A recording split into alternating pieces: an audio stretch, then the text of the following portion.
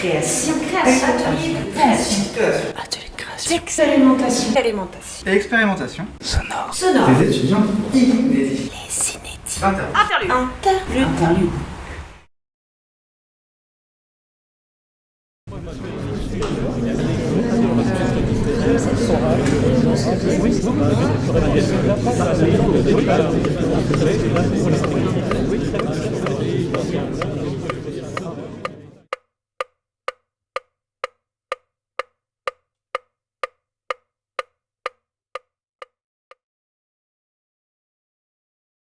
Alors, bonjour Jean-Yves Bosseur. Pour cette série de podcasts, nous interviewons différents artistes qui travaillent le son. Donc, nous, on vous connaît déjà un petit peu. Peut-être que vous pouvez vous présenter pour commencer. Je suis en fait un instrumentiste raté, si on peut dire. C'est-à-dire que moi, je voulais être violoniste au départ, donc j'ai commencé très tôt l'apprentissage d'un instrument, du violon. Il paraît d'ailleurs que je savais lire la musique avant de savoir lire l'écriture, mais ça, je ne peux pas vérifier. Mais malheureusement, mon père était très hostile à l'idée d'une carrière musicale, et donc le grand argument à l'époque, c'était « tu passes ton bac, tu verras après ». Oui, mais malheureusement, comme vous le savez tous, au conservatoire, le bac, surtout pour les études instrumentales, c'est pas possible. On ne peut pas faire des études instrumentales après le bac. Donc du coup, j'ai été vraiment très frustré par cet aspect d'instrumental que je n'ai jamais pu accomplir complètement. Par contre, je me suis très très vite intéressé à la composition, et ça, par contre, c'est vrai qu'il n'y a pas ce problème d'âge qui est absolument crucial. Mais parallèlement aussi, j'ai beaucoup travaillé les arts plastiques. Et puis à un moment donné, j'ai fait ce choix. Est-ce que vos parents vous ont soutenu lors de la poursuite de votre carrière musicale ? Oui, j'étais très révolté, si vous voulez, quand j'étais jeune, parce qu'en fait, c'est vrai que... Bon, ma mère me soutenait quand même, ça c'est évident, mais bon, c'est vrai que c'était très dur d'avoir cette espèce de refus de la part de mon père de pouvoir assumer une carrière musicale. Donc ça a été assez dur. Bon, après, j'ai fait des petits boulots pour arriver à être indépendant et pouvoir aller justement en Allemagne, travailler, etc. Et puis, en plus, c'est vrai que j'avais l'impression qu'en France... c'était très très protégé, c'est-à-dire qu'il y avait un petit domaine protégé un peu autour de quelqu'un comme Messiaen, paix à son âme, c'était quelqu'un de très très bien, mais enfin c'était un petit milieu quoi, très très coton, c'est un peu du coton quoi. Donc moi j'avais envie vraiment de partir de tout ça, c'est d'où le fait d'aller en Allemagne et de pouvoir m'émanciper de cet aspect trop franco-français. Et c'est en Allemagne que j'ai découvert Cage aussi, parce que, pas par Stockhausen, parce que Stockhausen, lui, il n'y avait que lui. Mais bon, il y avait d'autres personnes qui, à Cologne, étaient très sensibles à ce que pouvaient faire des compositeurs comme Cage, comme Feldman, etc. Donc ça m'a permis d'élargir considérablement mon horizon. Est-ce que vous avez douté ou regretté de vous être lancé dans cette direction ? Non, douter, c'est-à-dire qu'on doute tout le temps, si vous voulez. C'est à la fois, bon, de toute manière, c'est pour ça que j'avais envie je me suis lancé dans cette aventure musicale, et bon, j'ai jamais regretté. Alors, si vous voulez, une petite anecdote. En fait, donc j'ai longtemps hésité entre les arts plastiques et la musique. Bon. Et puis, donc, j'ai cherché des conseils un peu partout, puisque, évidemment, familialement, il était hors de question que j'aille aux Beaux-Arts comme au conservatoire. C'était absolument pareil. Donc j'allais j'essayais de rencontrer des artistes pour voir un petit peu, d'avoir des conseils. Et puis, un jour, j'ai rencontré un artiste qui n'est plus très connu en tant que peintre aujourd'hui, mais qui est plutôt connu en tant que cinéaste, c'est Robert Lapoujade. Est-ce que ça vous dit quelque chose ? Mais il est plus très connu, le malheureux. Enfin, il est mort depuis longtemps. Et très gentiment, Robert Lapoujade m'a montré ce que c'était qu'un trait de crayon. C'est-à-dire comment le choix du crayon, comment la pression du poignet sur le papier et tout ça. Et là, je suis tombé des nues. C'est-à-dire que moi, je pensais dessiner bien, comme naïvement. Je me suis dit, mais comment j'ai pu ne pas penser à tout ça ? Enfin, c'était une évidence, et je me suis dit, c'est que je ne dois pas être fait pour ça. Parce que là, franchement, c'était le coup de massue. Je me suis dit, mais c'est évidemment.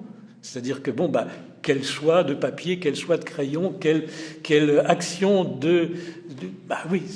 Donc, en fait, c'est un aspect très physique, je ne dois pas être quelqu'un de très très physique. Et donc je me suis dit, finalement, c'est peut-être plutôt dans le domaine de la musique que je ferai mes armes.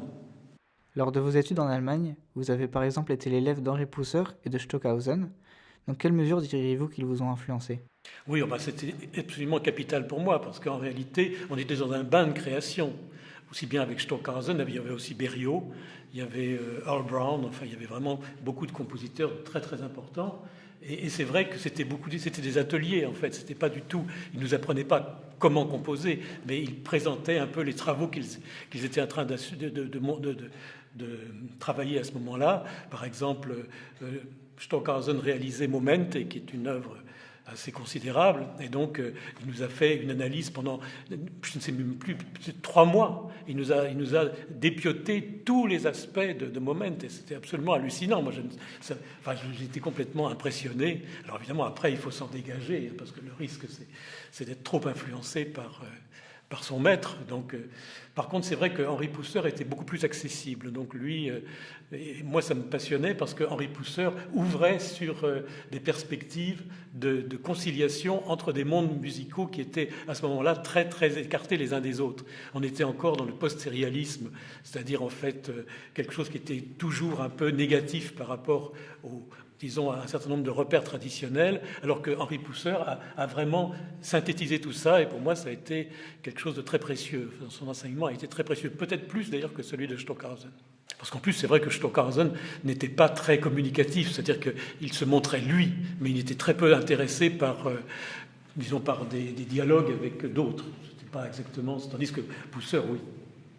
À l'issue de l'année, par exemple, universitaire, dans laquelle on travaillait avec eux, on avait donc une pièce qu'on concevait pour l'effectif de Stockhausen, qui était à l'époque un effectif constitué d'une sorte d'électronium, une espèce de synthétiseur, si on peut appeler ça. Il y avait aussi Globokar qui jouait du trombone, il y avait 2 ou 3 autres musiciens, et il y avait cet énorme gong que Stockhausen, enfin c'est un tam-tam d'ailleurs, que Stockhausen utilisait pour microphonie. Donc on a écrit des pièces pour cet effectif-là. Avez-vous fait partie d'autres groupes au cours de votre carrière ? C'est-à-dire qu'au départ, on faisait partie d'un groupe qui s'appelait le groupe d'études et de réalisation musicale, qui avait été impulsé par Michel Decouste et par Pierre Marietan à la fin des années 60 à peu près. Et puis il y a eu des heurts, des tensions, comme toujours dans les groupes, et donc nous avons formé avec certains des musiciens de ce groupe, Intervalle, un groupe où il y avait beaucoup de relations pluridisciplinaires. Donc, par exemple, on a travaillé avec Tom Phillips, qui est je ne sais pas si vous le connaissez, c'est un plasticien anglais qui a lui-même fait des partitions. Ce soir, je vous montrerai des partitions de lui, si vous êtes là.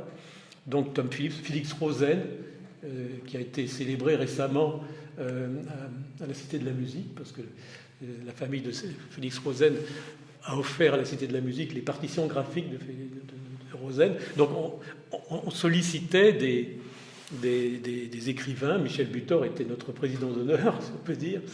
Donc on cherchait des collaborations avec des écrivains, des cinéastes malheureusement pas tellement, mais des danseurs. On a fait aussi pas mal de travail avec des chorégraphes. Est-ce que vous avez fait des rencontres qui vous ont réellement marqué au cours de votre vie ? Oui, je pense que si vous voulez, celui qui m'a marqué peut-être le plus, c'est Michel Butor. Parce que c'était un type d'une générosité et d'une inventivité. C'était le collaborateur né. Si vous voulez, j'ai rencontré beaucoup d'écrivains passionnants. Par exemple, j'ai eu une collaboration avec Beckett, mais Beckett n'était pas très facile. En plus, chaque fois qu'on se voyait, il dit non, c'est trop compliqué, puis non, il faut qu'on reparte à zéro. Donc, c'était assez difficile. Mais donc, c'était un type merveilleux, hein, il était humainement très formidable, mais c'était pas facile de travailler avec lui. Butor, lui par contre, ça fusait de tous les sens, c'est-à-dire que les idées rebondissaient constamment, donc pour moi, ça a été déterminant.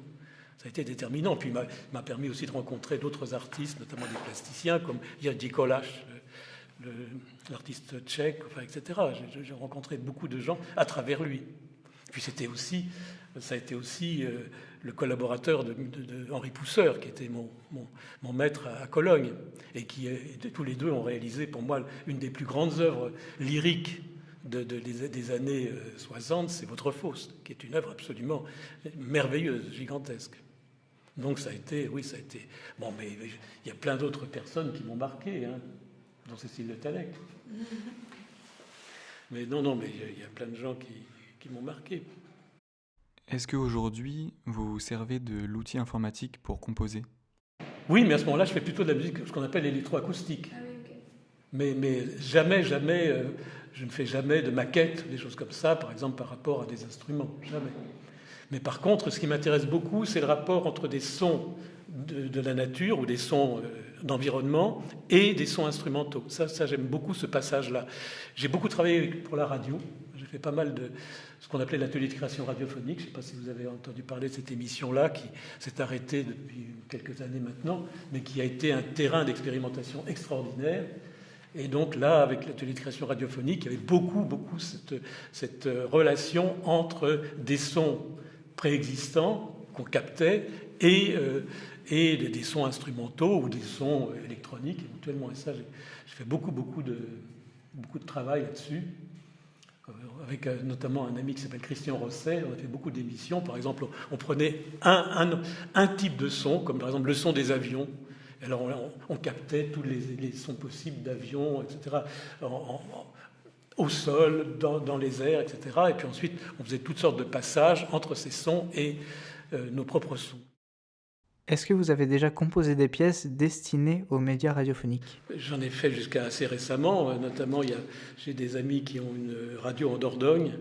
Et donc, pour qui j'ai... Mais à chaque fois, si vous voulez, moi, je ne peux pas imaginer une pièce qui soit strictement musicale. C'est-à-dire, il faut qu'il y ait quelque chose qui soit, par exemple, lié à l'environnement. Hein, c'est-à-dire, ça peut être par rapport à la ville, par rapport à un contexte donné. Et à ce moment-là, j'aime bien, si vous voulez, ces passages. Je pense à ça parce que c'était avant les grandes révolutions des moyens technologiques liés à la radio. Mais par exemple, j'avais fait toute une émission sur le métro. Donc, où j'avais enregistré le métro à toutes heures, etc.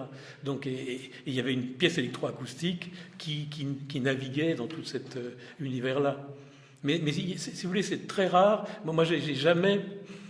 Bon, j'ai peu de pièces électroacoustiques qui n'est pas un substrat lié à un phénomène sonore préexistant. Alors, par contre, c'est vrai que j'aime bien coupler l'instrument et l'électroacoustique. Ça, je l'ai fait, par exemple, avec La Viole d'amour, pour une pièce que j'avais réalisée dans un studio à Liège, studio Henri Pousseur, d'ailleurs. Donc j'aime bien ce va-et-vient entre les sons qu'on peut repérer comme sons instrumentaux et comment ils peuvent être transformés jusqu'à devenir méconnaissables. Ça, j'aime bien ces degrés, si vous voulez, de reconnaissance. Est-ce que vous pourriez nous dire de quand datent vos premières compositions ? J'ai commencé assez jeune, puisqu'en fait, les premières pièces datent de l'époque où j'ai étudié avec Stockhausen, et donc je me suis tout de suite lancé dans la composition à cette époque-là. Et donc, je vous dis, j'avais des collègues qui avaient 10 ans de plus et qui commençaient eux-mêmes. Mais bon, moi j'avais même sans une technique foudroyante, mais j'avais très très envie de commencer. Et puis donc voilà. Et puis en même temps, si vous voulez, ça m'a aussi... Simultanément à cette approche de la musique contemporaine, je me suis beaucoup intéressé à toutes les musiques du monde. Donc j'ai fait un premier voyage à Java, à Bali, pour m'imprégner de musiques qui ne sont pas des musiques de notre civilisation et qui nous apportent énormément. D'où le futur livre sur les rapports entre les musiques traditionnelles qui, pour moi, sont une richesse extraordinaire parce que, justement, elles échappent à ces limitations terribles que nous vivons dans les musiques qu'on diffuse partout, quoi. Pourriez-vous nous citer 5 références qui vous influencent en ce moment ? Ça, c'est vraiment difficile parce qu'encore une fois, ça dépend vraiment des moments. J'ai mes musiques de prédilection. Par exemple, moi, je suis un très très fervent adepte des musiques de la Renaissance. C'est vraiment ma période de prédilection. Mais j'aime aussi beaucoup le rock. Le rock, mais pour moi, bon, évidemment, c'est plus votre génération, mais donc ça va jusqu'à AC/DC. Oui, j'adore AC/DC, bon, par exemple. Les Rolling Stones, des choses comme ça. J'aurais rêvé de pouvoir faire quelque chose avec des musiciens rock, mais c'est pas du tout évident. J'avais même d'ailleurs rencontré Mick Jagger il y a très très très longtemps, mais bon, c'était pas forcément une bonne idée. Mais c'était très très drôle parce que... Ben non, mais il avait été absolument adorable. Mais c'était drôle parce qu'en fait, il m'avait raconté qu'il avait été à un concert de Boulez. Alors, il m'a dit j'avais mis des lunettes noires pour pas qu'on me reconnaisse. Enfin, il s'était planqué dans le public. Mais il me dit j'avais pas compris grand-chose, il n'avait pas tellement accroché. Et puis en fait, bon, on a pas mal discuté. Puis à un moment donné, il me dit ce que je voudrais bien, c'est rencontrer Stockhausen. Alors ça, je me suis dit, c'est pas forcément évident. Déjà qu'il s'était fait rejeter par Miles Davis, enfin il avait sonné à la porte de chez Miles Davis à New York, il s'était fait jeter. Je me suis dit, si jamais il va chez Stockhausen, comme il est très snob, il va dire, mais il fallait prendre rendez-vous, je sais pas. Enfin, donc il risque de se faire jeter encore. Moi, c'était très très... Mais enfin, c'est impossible d'arriver à faire quelque chose avec des gens de cette envergure-là. C'est très très difficile. Parce que bon, ils ont leur public qui est qui est très ciblé. Donc, si vous voulez, ça ne me semblait pas. Après, j'ai laissé tomber parce que je croyais que c'était. De toute façon, rien déjà pour les joindre, c'était un enfer.